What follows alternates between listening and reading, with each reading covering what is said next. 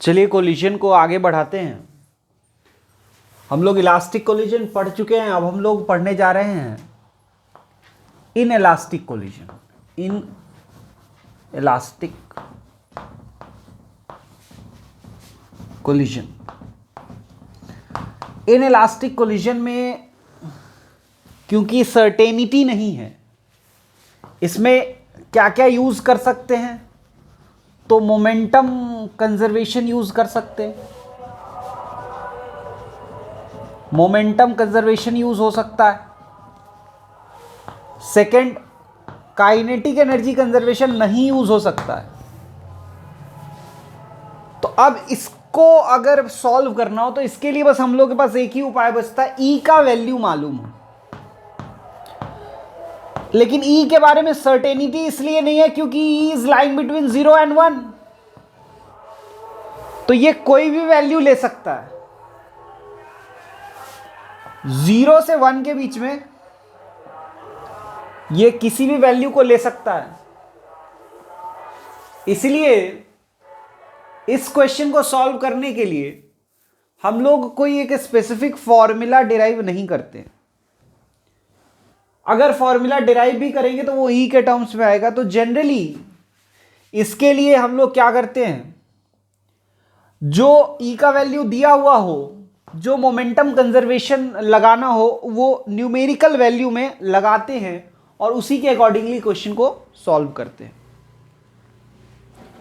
तो ये हो गया इनइलास्टिक कोलिजन की बात। अब हम लोग बात करेंगे परफेक्टली इनइलास्टिक कोलिजन की। ये मेन चीज है, इसी को करना है। तो देखते हैं perfectly inelastic collision. Perfectly inelastic collision में क्या करना है वो समझिए। परफेक्टली इनइलास्टिक कोलिजन में हम लोग को ई का वैल्यू पूरी तरह से मालूम है। इसमें मोमेंटम कंजर्वेशन लगा सकते हैं, पी कंजर्वेशन, यस। वो तो हर तरह के जो क्वेश्चंस हैं, हर तरह के कोलिजन के प्रॉब्लम्स में मोमेंटम कंजर्वेशन लगाया जा सकता है। और दूसरा, ई का तो मैक्सिमम लॉस होता है, इसमें maximum loss of kinetic energy होगा। लेकिन जो कोफिशिएंट ऑफ रेस्टिट्यूशन है वो हम लोग को पूरा पूरा पता है, and that is equal to E. तो अब इसके बेसिस पे हम लोग परफेक्टली इनइलास्टिक कोलिजन की स्टडी कर सकते हैं। तो head on perfectly inelastic collision पढ़ेंगे हम लोग। सपोज कि हमारे पास एक मास m1 है, वो u1 वेलोसिटी से जा रहा है। दूसरा मास m2 है, वो u2 वेलोसिटी से जा रहा है। This is the situation before collision. After collision जो है m1 v1 से जा रहा होगा और m2 कुछ v2 वेलोसिटी से जा रहा होगा।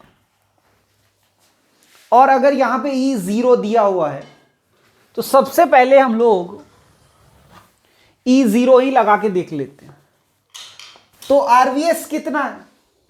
RVS इज V1, ये सेपरेट हो रहा होगा ना, तो V2 माइनस V1। तो RVS यहां पे इस सिचुएशन में V2 माइनस V1 है, अपॉन RVA जो इस सिचुएशन में है वो है U1 minus U2। U1 minus U2 ये इक्वल टू अगर 0 हो तो इसका क्या मतलब होता है? इसका मतलब V2 इक्वल्स टू V1। आपको याद होगा जब हमने टाइप्स ऑफ कोलिजन पढ़ा था तो उसमें यह चीज समझा था कि in perfectly inelastic collision the two colliding bodies stick together. Stick together का यही मतलब है कि दोनों का वेलोसिटी बराबर हो गया। अगर दोनों का वेलोसिटी बराबर हो गया आफ्टर कोलिजन तो इसका मतलब है कि दोनों चिपके रह गए और दोनों सेम वेलोसिटी से जा रहे हैं, v से। तो ये एक चीज है जो हम लोग को निकालना होता है, वो निकालेंगे। और सेकंड, हमको इसमें लॉस ऑफ काइनेटिक एनर्जी निकालना है। तो सबसे पहले क्या करते हैं, मोमेंटम कंजर्वेशन कर लेते हैं। हमने यहां से क्या निकाल लिया, E इक्वल्स टू 0 का यूज करके निकाल लिया कि आफ्टर कोलिजन के बाद जो वेलोसिटी होगा दोनों का इक्वल हो जाएगा। और दोनों के उस कॉमन वेलोसिटी को हम लोग v अज्यूम कर रहे हैं। तो अब हम लोग मोमेंटम कंजर्वेशन से by momentum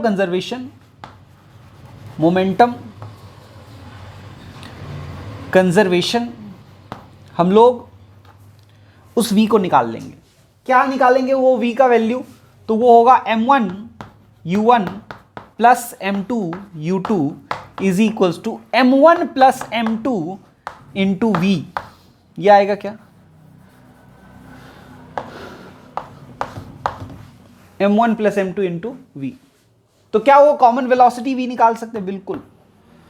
m1 u1 plus m2 u2 by m1 plus m2, ये कॉमन वेलोसिटी। और एक बार जब ये कॉमन वेलोसिटी निकल गया तो लॉस ऑफ काइनेटिक एनर्जी भी निकाला जा सकता है। So let's find out loss of kinetic energy.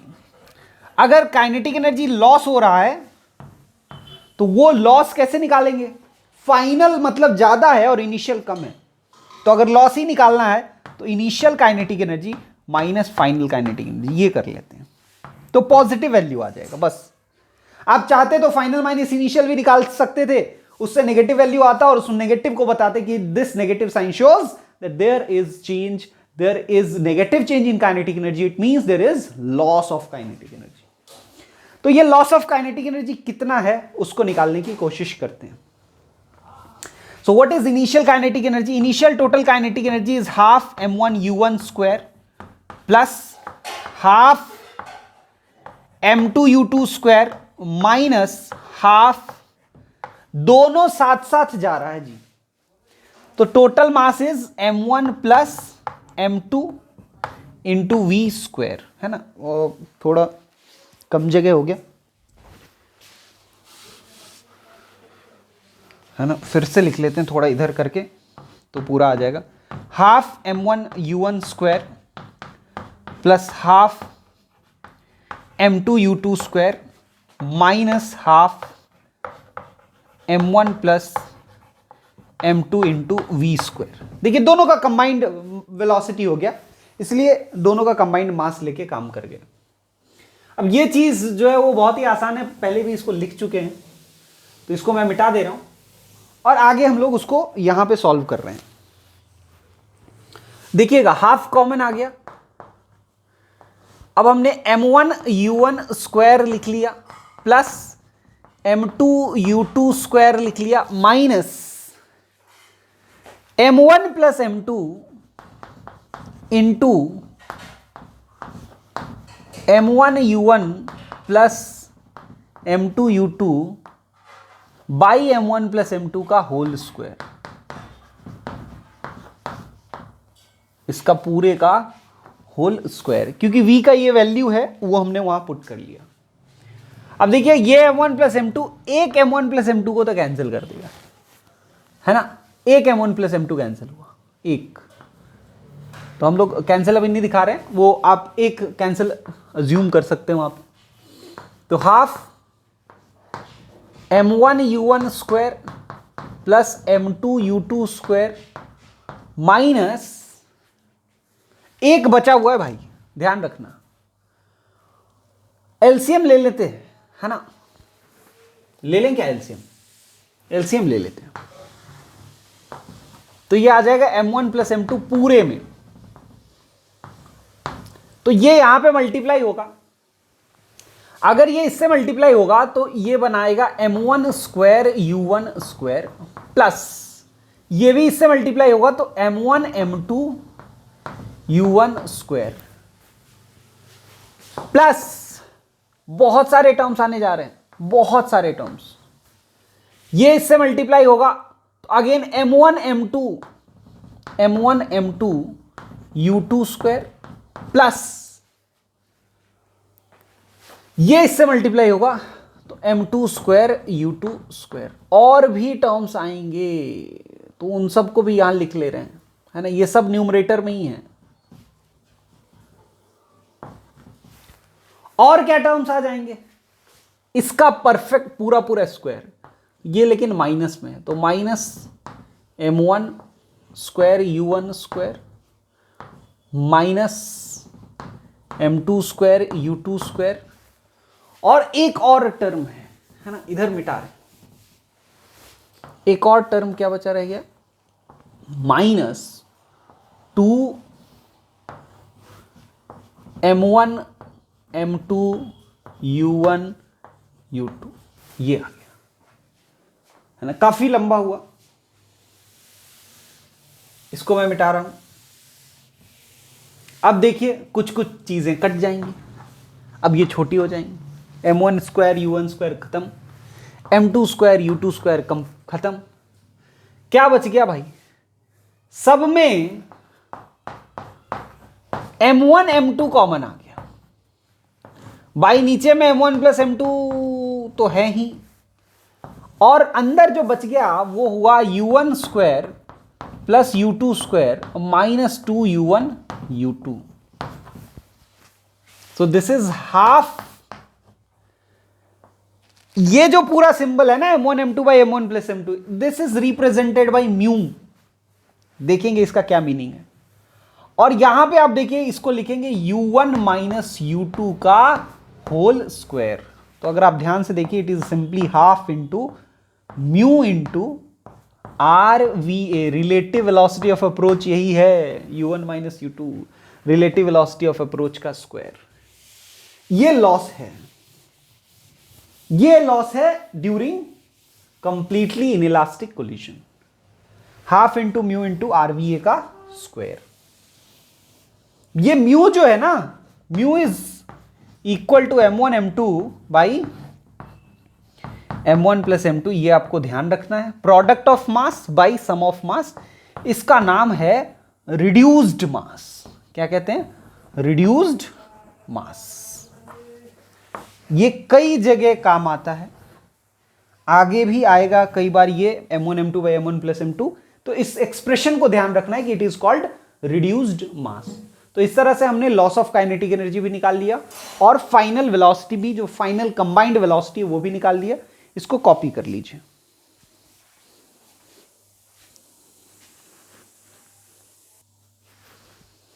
चलिए, तो ये अगर हो गया, अब हम लोग को इसमें पढ़ने के लिए बस एक टॉपिक और बच जाता है, और वो क्या है उसको समझ लेते हैं एक बार।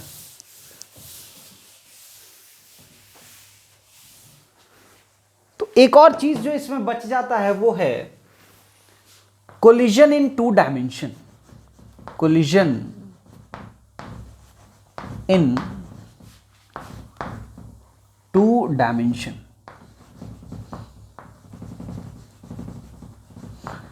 अगर कोलिजन इन 2 डायमेंशन की बात करें, उसमें क्या क्या चीज है, बहुत ही बेसिक चीजें पढ़नी है हमें।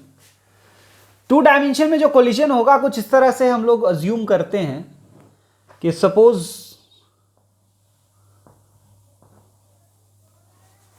इनिशियली ये मास m1 है जो u1 वेलोसिटी से जाके टकराता है दूसरे बॉडी से जिसका मास m2 है, और वो u2 से जा रहा होता है,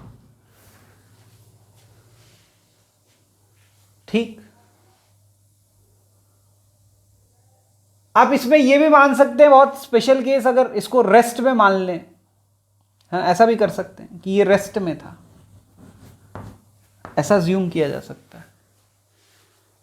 तो अगर ये रेस्ट में है, आफ्टर कोलिजन ये हो सकता है कि इस लाइन के लॉन्ग ये सेकेंड m2 जो है नीचे की ओर एट सम एंगल θ2 भाग जाए, और m1 जो है इस लाइन पे, इस लाइन के long m1 at some angle θ1 भाग जाए।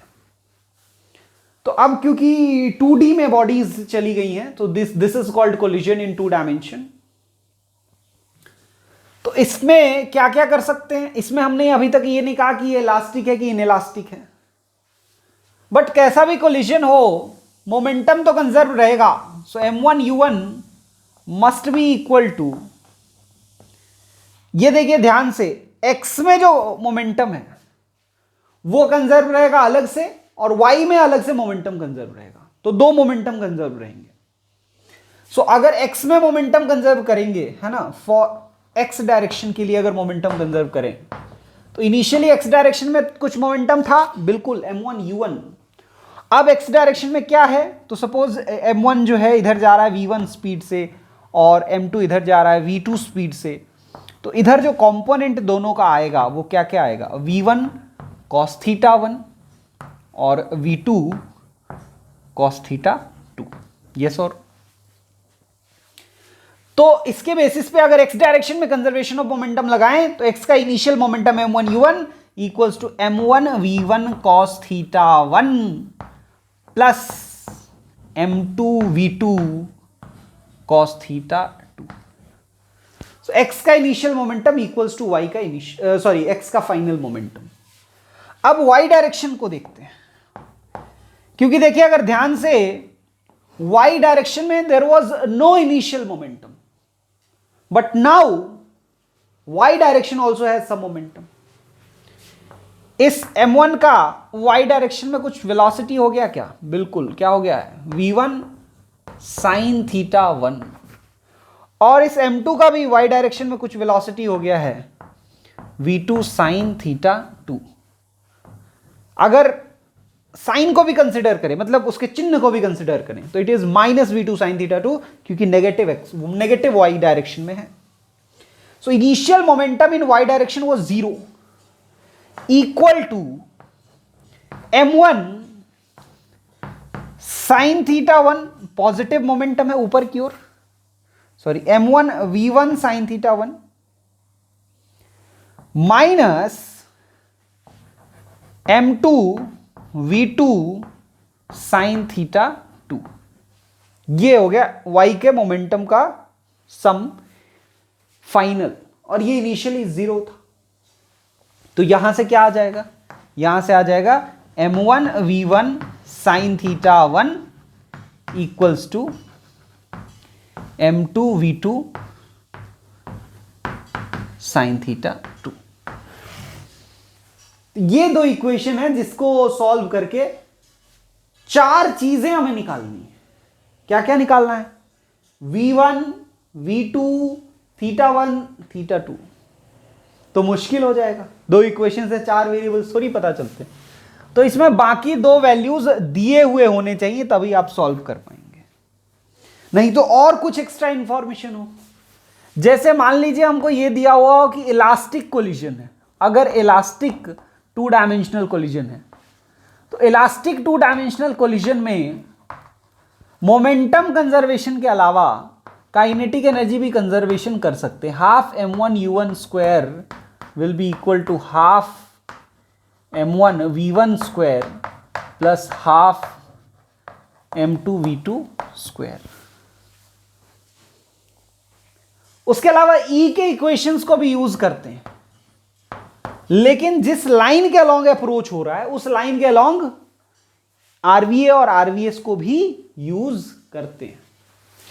पर NCERT और CBSE लेवल के न्यूमेरिकल्स में E के यूज वाला क्वेश्चन 2 डायमेंशन में नहीं पूछा जाएगा, तो इस संभावना को अभी यहीं पे रोक के आगे बढ़ते हैं। इसमें एक बहुत ही इंपॉर्टेंट केस जो हम लोग को डिस्कस करना है वो है कि अगर इलास्टिक कोलिजन हो, कैसा हो, इलास्टिक कोलिजन हो, 2 डायमेंशनल हो, और साथ ही साथ मास जो m1 हो इक्वल टू m2 हो जाए, तब क्या होगा, तब दो बॉडीज कैसे जाएंगी। तो हम लोग को एक्चुअली प्रूफ करना है कि फाइनली इन दोनों के बीच का एंगल 90 डिग्री होगा। उस केस में हमको यह प्रूफ करना है v1 और v2 के बीच का एंगल, v1 और v2 के बीच का एंगल जो होगा दैट विल बी 90 डिग्री। तो इसका मतलब हम लोग को प्रूफ करना है theta 1 plus theta 2 will be equal to 90 degree. कैसे प्रूफ करेंगे, तो बिना कंपोनेंट को यूज किए करते हैं। कैसे, m1 u vector equals to m1 v1 vector plus m2 v2 vector, component use नहीं कर रहे हैं, वेक्टर फॉर्म को यूज कर रहे हैं।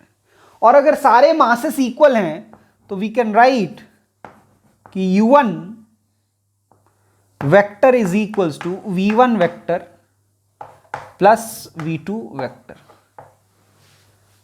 अब क्या कर रहे हैं समझिएगा, यहां बहुत ही इंटरेस्टिंग चीज करने जा रहे हैं। अच्छा, इस केस में काइनेटिक एनर्जी की क्या स्थिति होगी वो देख लेते हैं। ये सिचुएशन हट ही चुका है तो इसको हटा के इस केस में जब मास बराबर है उस समय काइनेटिक एनर्जी की क्या स्थिति है, ये m1, ये m2, ये m2, ये m1 और m2 सब कैंसिल हो जाएगा क्योंकि मासेस इक्वल है। तो आप देखिए वहां से हाफ हाफ हाफ सब कट जाएगा, तो आपको ये भी निकल के आ जाएगा कि u1 square equals to v1 square plus v2 square होगा।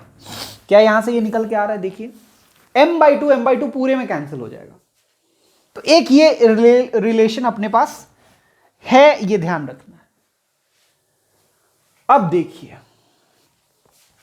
यहां पे इससे यहां तक पहुंचने के लिए हम लोग एक शानदार काम करने जा रहे हैं, और वो ये है कि हम लोग पूरे में उसी वेक्टर का डॉट प्रोडक्ट कर लेंगे। मतलब इसी रिलेशन का इसी रिलेशन के साथ डॉट प्रोडक्ट करेंगे। हमारे पास दूसरा रिलेशन वही है, u1 equals to v1 plus v2। तो अगर इन दोनों का डॉट प्रोडक्ट करेंगे तो आ जाएगा u1 dot u1 equal to v1 plus v2 का dot with v1 plus v2 only. समझ रहे हैं, v1 प्लस v2 का डॉट v1 प्लस v2 के साथ ही। तो यहां से ये क्या आ जाएगा, u1 के मैग्नीट्यूड का square equals to a dot a होता है a के मैग्नीट्यूड का स्क्वायर।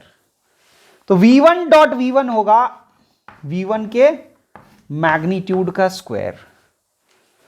उसके बाद आएगा v1 डॉट v2, फिर आएगा v2 डॉट v1, तो वो मिलके हो जाएगा 2v1 dot v2 a dot b equals to b dot a। तो v1 dot v2 equals to v2 dot v1, और दोनों ऐड हो जाएगा तो twice of v1 dot v2 मिलेगा, प्लस अब v2 डॉट v2 तो वो आ जाएगा v2 के मॉड का स्क्वायर।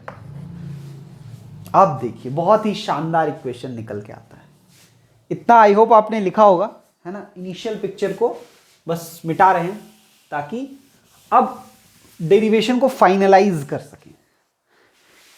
बस हम लोगों को अब क्या करना है, इससे इसको कंपेयर करना है। ये भी मैग्नीट्यूड वाला है, ये भी मैग्नीट्यूड वाला है, तो बेसिकली इसको क्या लिख सकते हैं, देखिए u1 square equals to v1 square plus v2 square plus 2v1 v2 cos theta. क्योंकि यहां पे v1 और v2 का डॉट प्रोडक्ट है, a डॉट b होता है a1 a2 cos theta, a dot b equals to a b cos theta. उसी तरह v1 डॉट v2 होगा v1 magnitude into v2 magnitude into cos theta. तो ये रिलेशन को हमने ऐसा लिख लिया। अब अगर ध्यान से देखें तो यहां वाला जो रिलेशन है और ये जो पहले से काइनेटिक एनर्जी से निकाल के रखा हुआ है, दोनों बहुत सिमिलर हैं। v1 square plus v2 square की जगह पे u1 स्क्वायर लिखा जा सकता है। तो अगर ऐसा करेंगे तो देखिए u1 स्क्वायर इक्वल्स टू, यहां पे ये इन दोनों की जगह पे हमने u1 स्क्वायर लिख दिया प्लस 2v1 का मैग्नीट्यूड इंटू v2 का मैग्नीट्यूड इंटू कॉस थीटा हो गया। अब देखिए ये और ये कैंसिल हो गया, आ गया 0। अब देखिए ये पूरा प्रोडक्ट 0 है, ऑब्वियसली v1 का मैग्नीट्यूड 0 नहीं है, v2 का मैग्नीट्यूड 0 नहीं है, 2 0 नहीं है, तो only possibility is cos theta equals to 0 and it means theta equals to 90 degree. तो क्या समझ में आया कि अगर एक बॉडी रेस्ट में हो, दूसरा बॉडी उससे आके टकराता है, as a result elastic 2 dimensional collision हो, दोनों बॉडीज के मास इक्वल हो, तो वो दोनों बॉडीज आपस में परपेंडिकुलरली जाता है, क्योंकि v1 और v2 के बीच का एंगल हमने थीटा लिया है जो कि θ1 प्लस θ2 है, and hence we have proved θ1 plus θ2 equals to 90 degree. तो ये हो गया हमारा टू डायमेंशनल कोलिजन का एक और बहुत इंपॉर्टेंट केस कंप्लीट। इसको कॉपी कर लीजिए।